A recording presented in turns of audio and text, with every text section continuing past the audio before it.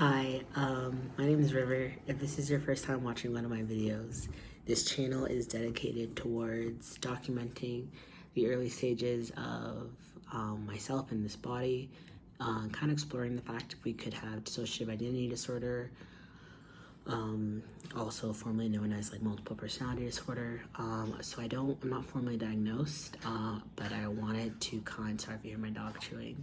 I wanted to kind of document the early stages because I found a lot of videos online, whether that be on TikTok or on YouTube. A lot of the systems, and systems is kind of the collective term for the different personalities, different identities, different alters that reside in one body. So a lot of systems kind of had a lot of confidence behind their like systemhood or multiplicity, whether that because they were formally diagnosed or they were like farther along in their discovery journal than like someone who's just finding out about being a system. So I wanted to document this part because I feel like it's an important piece to document. So like I said, I'm not formally diagnosed, and on top of that, none of my videos are ever to be taken as like, sorry, I'm looking at myself. I never know where to look in this fucking thing, but none of my videos should ever be taken as educational in any kind of sense, or even something to look at and kind of use as like the staple for all representation of like systemhood and multiplicity. This is just my own lived experience, and I just wanted to like showcase that like the process of like denial and learning about your system and alters coming forward and communication and just like the acceptance process, I suppose. So this video in particular is going to be speaking to, if you've seen any of my other videos of recently, I've been struggling with sleep lately, and with that I mean I've just been like not allowing myself to rest, staying up for like over 24 hours, like multiple times throughout a week. My dog. I just like, or like just feeling like I don't deserve to sleep, I shouldn't rest, I don't, like just stuff like that. So I had similar thoughts tonight. It's not super late into, it's only like midnight, but I don't feel like I'll sleep tonight because I have that same feeling. And I wanted to make a video about this in particular because I think I had some new insight as to where this feeling is coming from. So if you are familiar with any of like the DID terminology, there's something called passive influence. I'm going to explain it for the sake of context, but if this is not to educate anyone, so passive influence, from what I understand, I should say, and I will, so I will link a video down below because I watched like a CTAD, I think. I don't think he says it like that, but when I read it, that's how I want to say it. But like CTAD, the clinic where the guy specializes in like dissociative disorders. But he made a really good video, and he's someone you should trust for learning and educating yourself on this topic. Anyways, sorry. Made a video about passive influence, and from what I've seen by other creators who speak about passive influence, it's kind of like whether that be emotions or thoughts or behaviors that influence your own, that are coming from an alter or a different personality within your body. This can be polar opposites to how you feel in the moment. It could shift your belief on something. It could get you to say something or do something that doesn't align with your belief system. I know that sounds pretty scary, but I think lack of autonomy is like a main theme in like DID, so it just kind of falls under that umbrella. So what happened with me tonight and the discovery that I made was that I was lying in bed. I looked at myself and I'm like, whoa. Like, sometimes I look at myself and I'm like, what the fuck? Sorry. Oh God. Sorry. I was lying in bed, and I need to start this video again. No, I did so good. Okay, I'm sorry. So I don't edit these videos, so they're very like in the moment live action for what I'm experiencing. So I'm getting insecure because I've never had such good lighting before, and I'm looking at myself and I'm like, that is what I look like? Okay, news to me. So I know that not that I'm like an alter, I'm pretty sure I'm River, but like sometimes I look at myself and I think I don't know if it's because like the multiplicity or what, but sometimes I look at myself and I'm like, that's what I look like? What the fuck? Anyways, I think that's a common experience. Anyways, back to the topic of the video. I was lying in bed and I got this feeling that I typically get when I'm like gonna realize, okay, I'm not gonna sleep tonight because of whatever reason, like that I mentioned, like feeling like I don't deserve to, don't want to allow myself to rest. Like I'll lay in bed for like 30 seconds and I'm like, well, I'm not sleeping.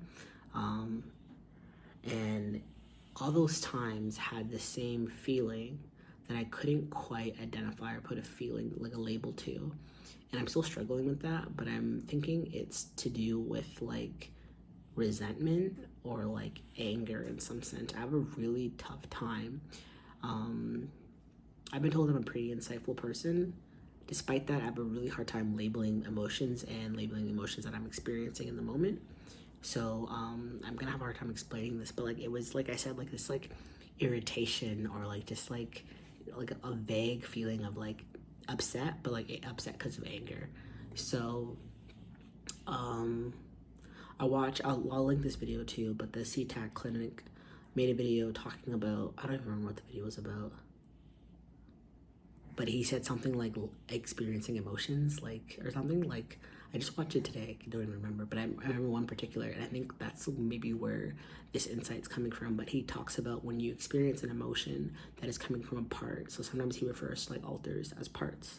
So if you're experiencing emotion that's coming from like someone else within you, you need to like identify it, acknowledge it, and basically say we're going through this together. So I tried doing that, didn't work. Still feel angry and like bitched up kind of pretty much, but it made me kind of have the awareness to what I was experiencing. At least it made me realize that I think this like feeling is someone else's emotions. And I've spoken to this experience before, like when I'm meeting with my psychiatrist, and I could feel like one time we were talking about Zendaya and her history of being a trauma holder. And I say history because we think she split. If you don't know what splitting is, it's kind of like when an alter, I don't really understand this myself. So again, do not take this as any kind of educational like content.